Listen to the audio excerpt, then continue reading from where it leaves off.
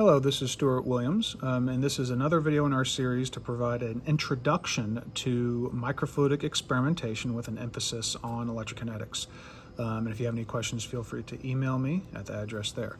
So today, in this video, we are going to look at the AC signal itself, how to apply it and how to work some of the equipment that's in our lab. And part of that is to know the difference between voltage RMS, volts peak, and volts peak to peak, depending on how you report it or maybe you read it in literature and manuals. I'm also going to talk about DC offset and also using amplifiers and other equipment. So the first thing we're going to talk about is looking at the difference between volts RMS, volts peak, and volts peak to peak. So with respect to volts RMS, if you see volts without any subscript at all, it is assumed that it is volts RMS. Now you might see in literature, or you might set on your oscilloscope, volts peak or volts peak to peak, and you need to know the relationship between these. So you can do conversions, maybe you want to calculate electric fields, or you want to do other equations based on the phenomenon that you're looking at. But either way, here's the relationship between volts peak to peak, volts RMS, and this is a graphical representation showing. So you have the volts peak with respect to the reference up, you have one peak, or you double the peak, or the RMS value of it. So that is that. So now let's get into some of the equipment. And what I'm going to show you today is that we have our waveform generator over here, and pardon some of the cables in the way. So we have our waveform generator. We have our digital multimeter up here, and then we also have, I can't fit everything on the screen, we have our oscilloscope, and then later we're going to use a amplifier. So you may have one or more of these in your laboratory or at your disposal. So let's get into it. So first, let's say we want to apply a signal. We want to apply a 100 kilohertz signal. And if I go in and I say I want to apply a 10 volt peak to peak signal, and then I hit output, and then I send it to my chip. Now today we don't have a chip to keep things easy. I'm just using a resistor. So a resistor is going to be our chip. Now when you send this signal out, most waveform generators assume, and I'm going to go into the settings here to show you this, what is the output? So the output either assumes a 50 ohm load, which your chip is not a 50 ohm load, or it assumes an infinite load, some will say high Z or high impedance. But your chip, again, represented by this resistor here, your chip is not a 50 ohm load, and your chip is also not an infinite impedance. If you had to choose between the two, yours more likely approaches a high impedance, but what the approach I'm going to talk to you, it doesn't matter whether you say a 50 ohm load or high impedance ohm. And you can also, some of these you can set your own resistance here. But what we do is that we use this as a guide to set our signal, but when we send it out, we actually monitor it using an oscilloscope. So let's go up to the oscilloscope. Let's see, so I'm making sure we're on 10 volts peak to peak and 100 kilohertz. So up here, we have our signal that we're monitoring. So we have about 100 kilohertz in the frequency, and then our volts RMS is about 7.2 volts RMS. And that is not 10 volts peak to peak, if you recall. We'll get there. So if you go through our conversion, there we are. So if you go through our conversion of 10 volts peak to RMS, that is not that. And that is because our load, again represented by this resistor, our load is not a 50 ohm load, nor is it a high impedance load. So you always have to use an oscilloscope. And in some cases, a digital multimeter can accomplish the same task. So if we go to, I'm going to make the connection. So how is this connection working, just in case you're curious? So the output of our waveform generator goes up, and then there is a T here. One of these will go to our chip, and then one of them will go to our monitoring device. So our monitoring device right now is the oscilloscope, but I'm going to switch it down here to the digital multimeter. So let me undo one and hook it into the other.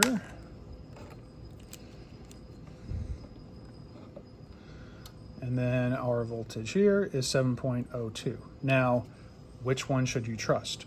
That's a good question. So if we have multiples of these, we will set these out and we will calibrate these. As an example, I believe oscilloscopes are more precise than digital multimeters, just my opinion, but it does depend on the manufacturer. It does depend on the calibration procedure that you use.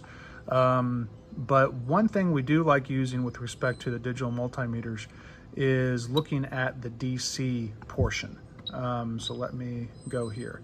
So the DC portion here this is the DC offset.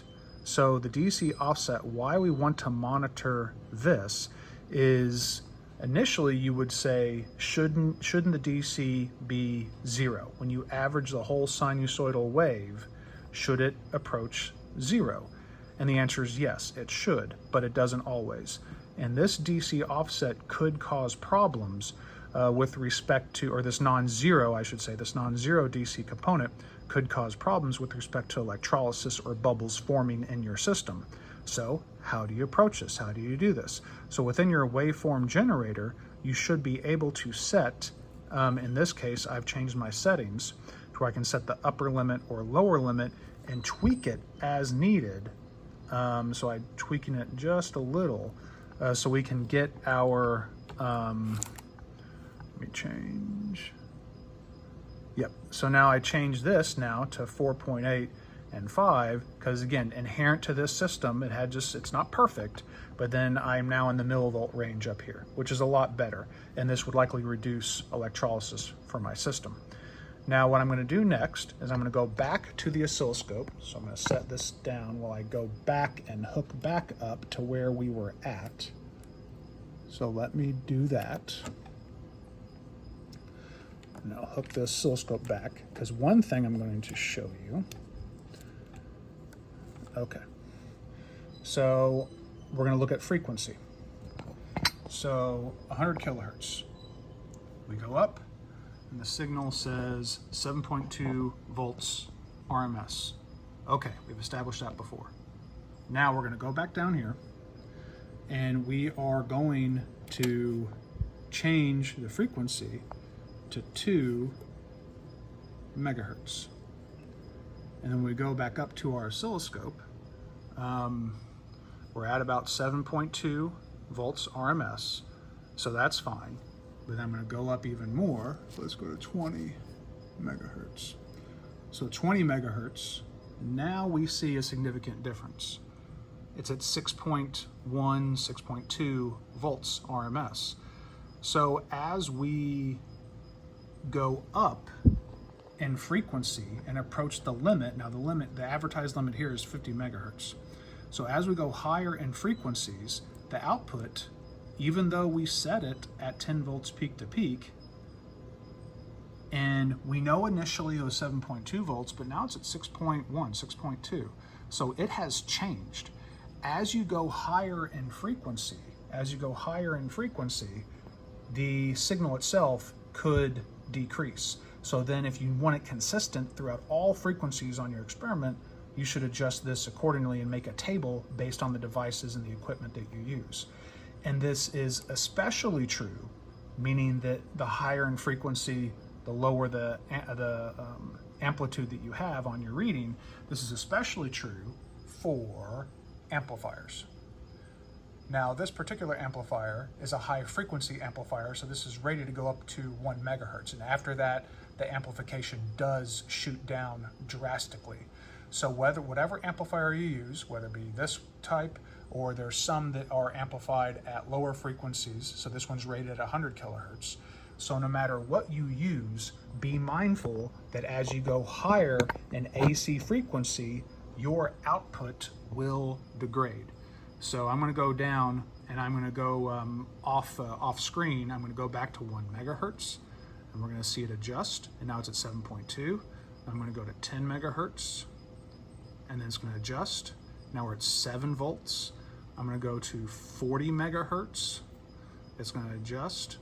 It looks like this one went to 7.9. So as you go higher in frequency, it does seem to alter the behavior of the system. Most of the time it decreases. But again, just as you go higher in frequency, things are going to change. And you have to make sure you can catch those changes and make sure that you apply a proper voltage and adjust your voltage to make sure your output is consistent.